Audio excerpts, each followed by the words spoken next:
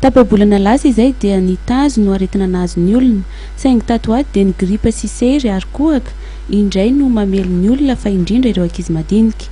Antony nahatonga izany ny fiovan'ny toetry ny andro izay somary nangatsiatsika raha ny nambaran'ny mpitsabo. Ny aretina niseho zany taloha teo tapabolana mahery teo zay taorian'le rotsakorana matetika teo iny dia sady nafana koa moa ny andro teo aloha teo iny. Resaka tazo aloha zany tsapanay manokana hoe nirongatra teo tapabolana mahery teo zany zay, fa tato ato angamba lasa vaninandro mivadibadika mangatsika sy ohatr'izay io dia resaka sery sy gripa io zany tena betsaka indrindra ny zazakely.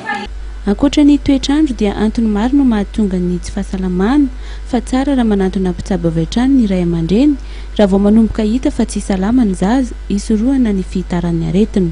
Ny torohevitra ho an'ny ray aman-dreny zany ho an'ny zazakely mora voan'ny gripa hatrany io matetika aloha zany amin'ny antony mahatonga anazy foana aloha no tokony jereny. Amin'izao moa fa vaninandro anisan'ny mahatonga anazy, fa nandray mety misy antony hafa koa, nandray misy resaka allergie na tsy fahazakana vovoka ohatra na antony dia matetika tokony fantarin'ny ray aman-dreny ireny.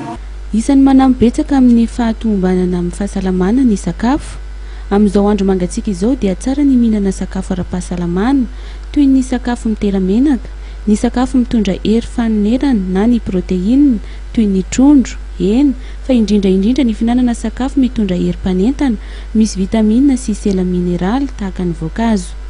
Tokony atao mafana foana ihany koa ny zaza indrindra fa ny tratra hisorohana ireo aretina mpahazo amin'ny andro mangatsika.